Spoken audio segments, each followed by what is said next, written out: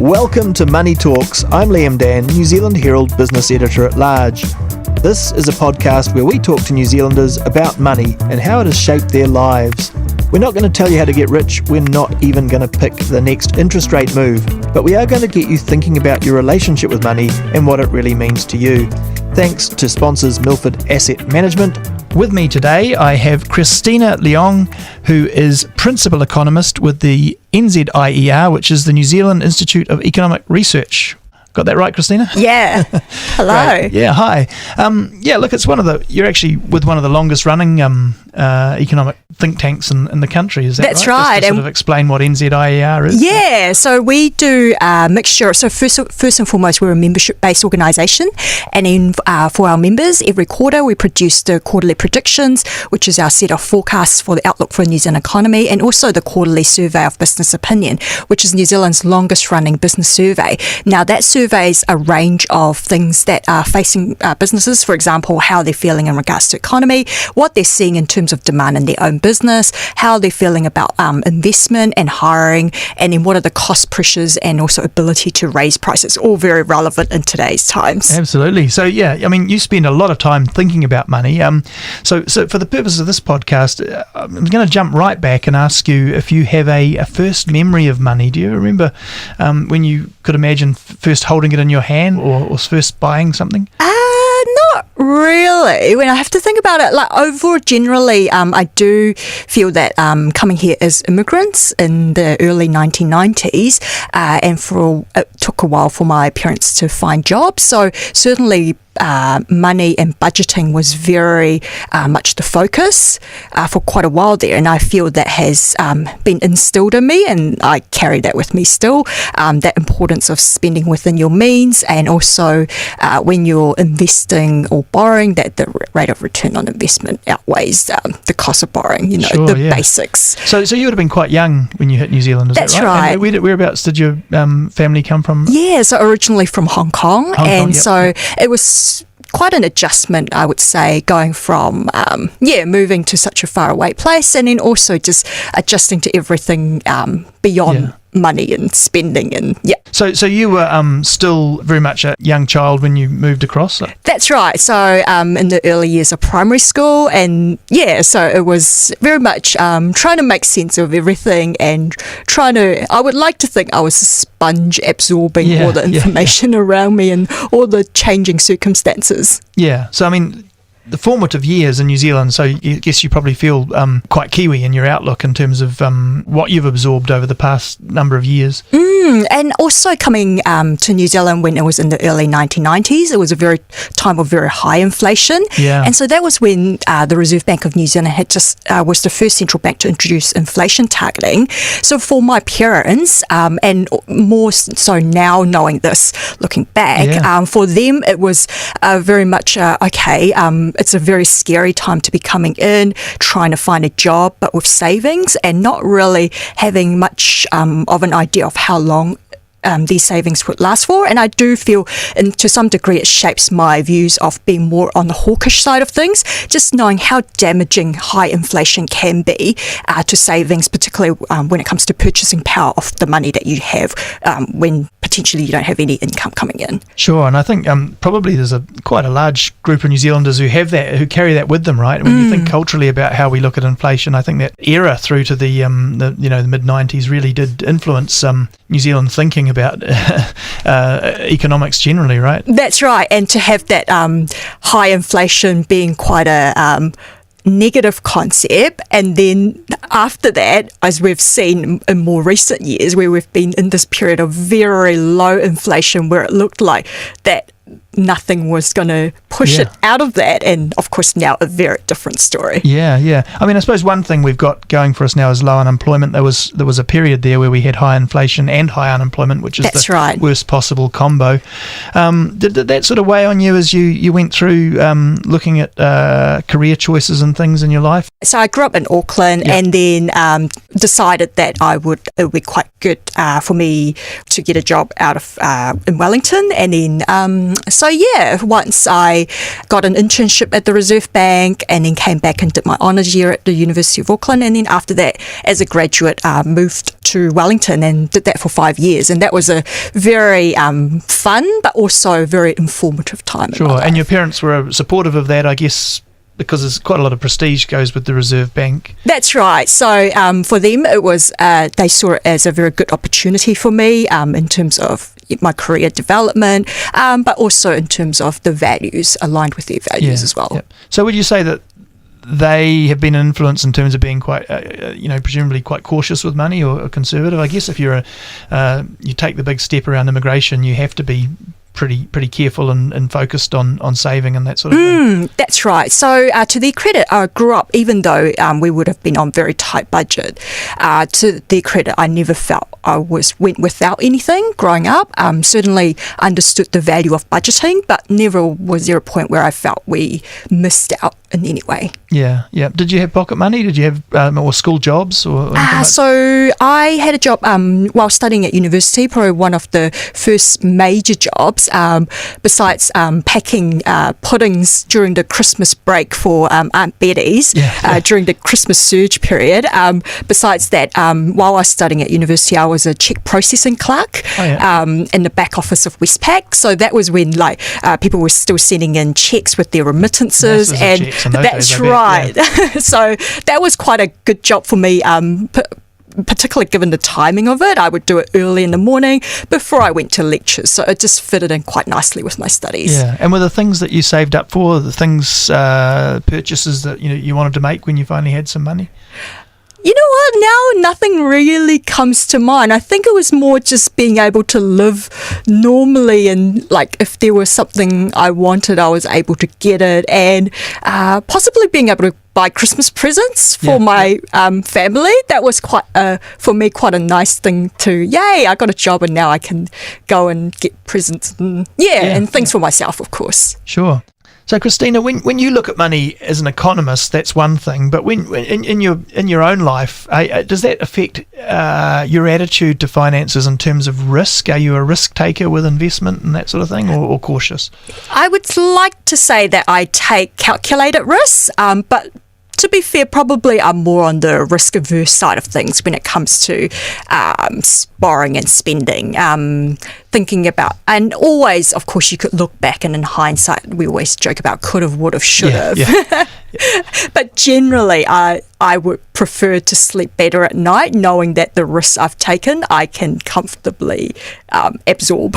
Yeah, I mean, I'm a bit like that. And increasingly, I used to look back at all the shares that I'd covered over the years that have, Fisher and Paykel Health and Xero and things. But, as time goes on, I realise that's a choice around that risk appetite, isn't it? It really is, as long as you're comfortable with where you are financially, that you don't want to be sweating your investments unless you're the kind of person that sort of sees it as that sort of exciting competitive game. That's right. And for me, what's important is that I'm able to live the life that I want to live, spend within my means, not I would like to think I'm not frivolous with my spending, but that's it, being able to enjoy life a bit as well. Yeah. So coming back to that big question of, the importance of money in your life and what money's for, and would you say money is a driver in your life? It's important in my life, but only I feel to the extent that it gives me choices in life. The fact, for example, just thinking about very flippantly, going for a girls' weekend and then looking at the flights, and they're actually a lot more expensive, but still being able to go, you know what, I still want to go on that girls' weekend, and let's just do it. That's the stuff that you do the work for, so that you can enjoy it. That's right, so that I don't have to go, possibly not, or I might wait a while. Like having those choices and certainly I don't take that for granted in any way. I am very aware that I'm in quite a fortunate position that I can I am in a position to make these choices where an opportunity comes up and I can take it. So whereabouts were you exactly when, say, the GFC hit 2007, 2008, which was probably the last time we had that kind of enormous shock to the economic system? Yeah, so I was actually in the forecasting team at the Reserve Bank during that GFC period, and it was a time when, as you can imagine, very large changes, having to run through many scenarios, thinking through about what different policy decisions, what outcomes they might have. So a very intense period. But now, of course, reading after that, reading Alan Bollard's book, Crisis. So Alan Bollard was Reserve Bank Governor at the time and your boss, I guess. Yeah, and seeing that, of course, for the intensity that we felt, for him, it was those choices many times over.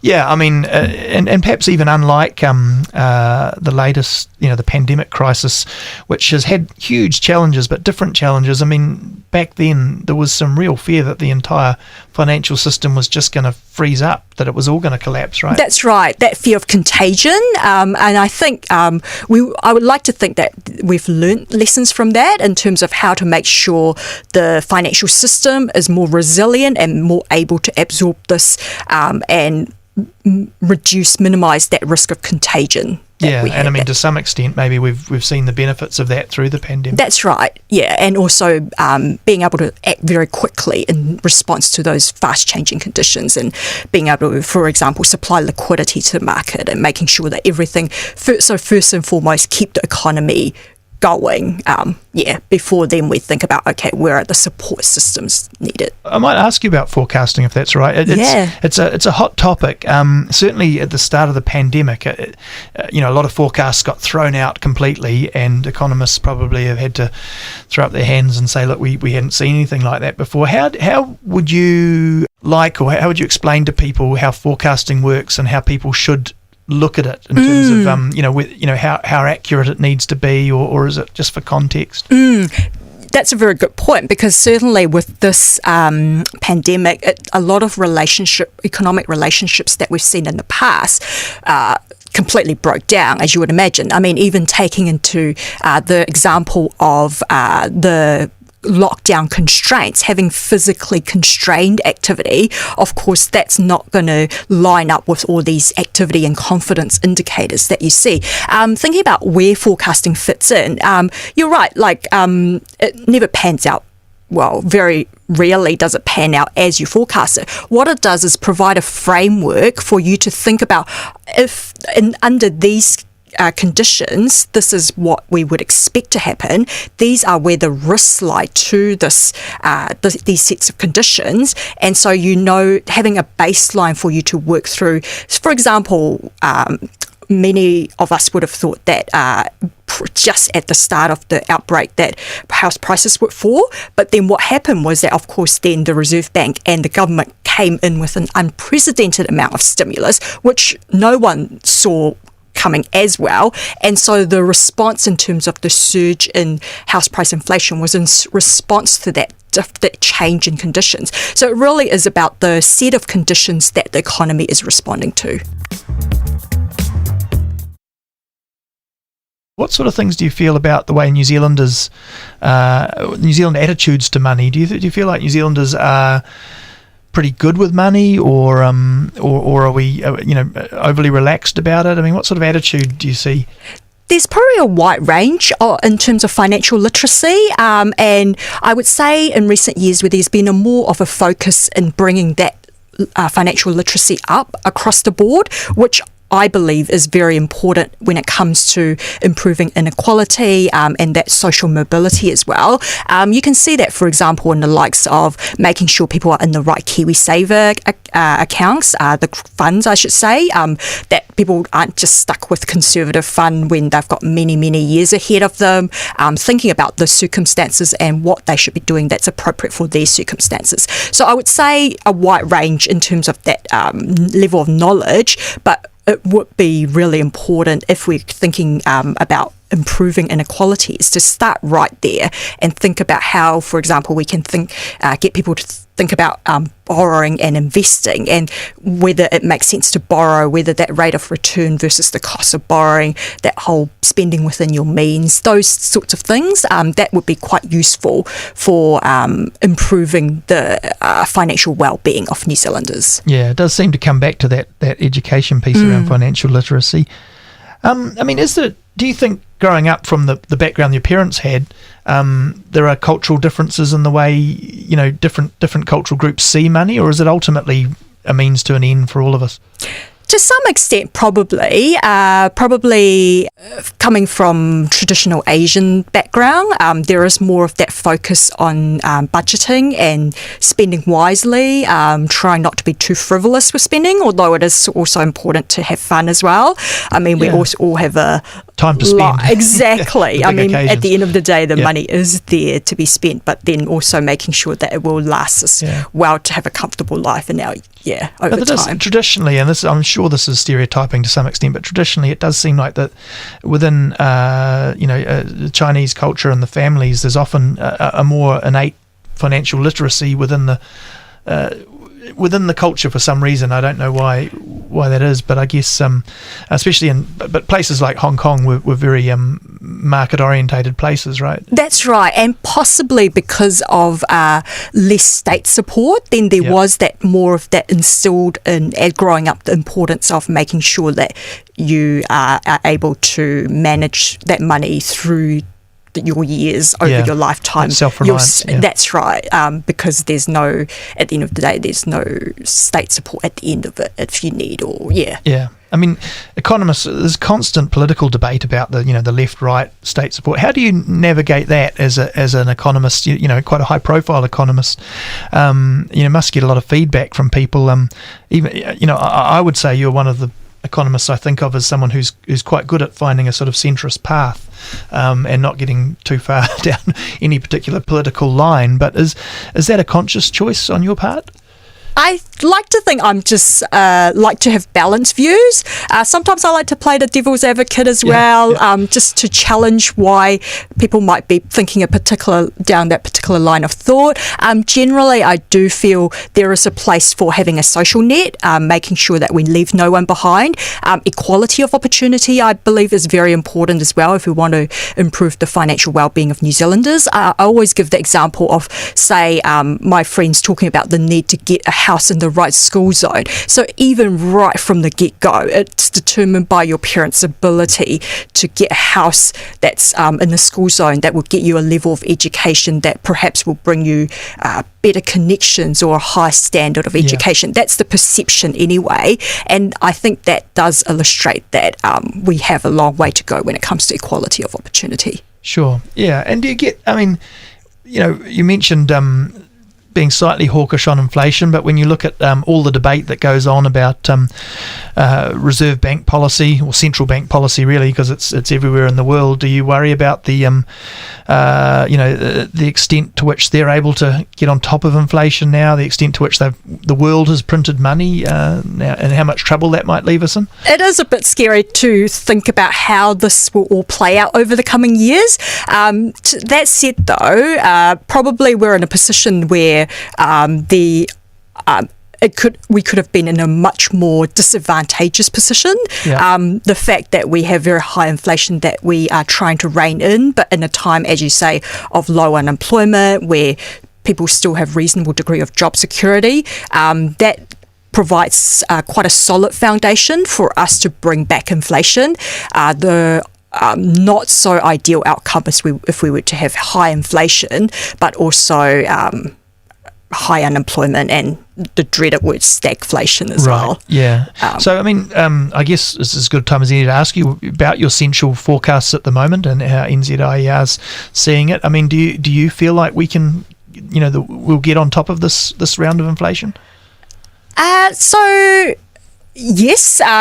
Overall, I guess the more critical question is the transition path to get on top of that inflation. Certainly, if you were to keep ramping up interest rates, you eventually win. You will, but may, the costs that may come from that's where... You could create a recession, which would solve the problem, but create new problems. That's right. So it really is more, as always, about the transition path to get to the outcome you want. And for where we are right now, that there is that risk, given that we've been in this time of very loose monetary policy for so long, where people were encouraged to borrow take on a large amount of debt, how this will all now, for want of a better word, unravel. That is would be very interesting to see over the coming years. Yeah, sure. I mean, is it a hot topic of debate for you, and do you have economist friends? Is it? And even non-economist friends, for example, especially when we talk about house prices or housing market. You get that question about the interest rates all the time. And to think that we've been in a period where households have been used to fixed mortgage rates with a 2% handle on it, and very likely over the coming years you're going to get a 4% and high handle on it. That is going to have some adjustment costs, which I don't believe many have realised yet, the extent of this adjustment that's ahead. Might come back to the pandemic again. I know it's getting tiring for everybody, but how much do you think that is going to have an influence from here? Whether it is winding down from here, I know we've got Omicron to get through, but do you see the world sort of coming out in a sort of economic boom from the pandemic, or is it going to be more subtle than that? So the pandemic definitely reset the economy in a lot of ways. First and foremost, moving out of that period of very low inflation, and through the main channel through that was through supply constraints, and we see that through, for example, labour shortages, and also, of course, global supply chain disruptions. Now, going forward, what that's meant is that a lot of businesses, it's gotten them to think about having perhaps to do business in different ways. The global supply chain disruptions, for so long businesses have been moving towards just in time, keeping inventory levels lean, and then suddenly the shock puts a lot sharper focus on making sure the supplies are have enough basically to keep operations going. And also when it comes to labour, these very acute labour shortages that we're facing at the moment, potentially businesses are starting to think more about automation. As wage growth continues to pick up, it will start to tip that balance in favour of committing to large-scale investment labour-saving technology, which potentially was not as much of an attractive option, given that there was that availability of labour in the past. Yeah. I mean, it feels like we've maybe got technology on our side in terms of bringing inflation back down. There was certainly gains, through the 2000s that were helping with when inflation got to near zero. All the internet gains and computing gains, I guess, must have had some influence. That there could be another wave of that to kick in, right? That's right. So we always talk about the example of the ability, the ease of being able to check prices, and hence that put lower and lower pressure on prices. Now, that technology is still there. However, what we've got at the moment is that it's a lot more difficult to get businesses to get their hands on inventory. So regardless of how much people might want prices to be lower, if the stock's not there, it's not there. Or if it takes that much to bring it in, then if people want it, then those are the high prices they'll pay. And what we're seeing with our quarterly survey of business opinion is that businesses are finding easier to put prices up through putting up passing through these high costs, because that demand is still fairly resilient and still there for them to be for customers to be willing to pay those high prices. So for now, it does look like businesses are able generally to pass these high costs on, and hence we've got that high inflation environment. It's interesting how much comes back to this thing, back to my school economics things, that supply and demand curve, and that being in balance. And when it gets out of balance, finding a new balance is quite core to the everything in economics, isn't Absolutely. it? As I always say, it all comes back to supply and demand. Okay, well, look, just finally, just to round out, looking forward again, what do you see, from in the job, but then, for the rest of us as well, as the big challenges facing you and New Zealand in the year ahead?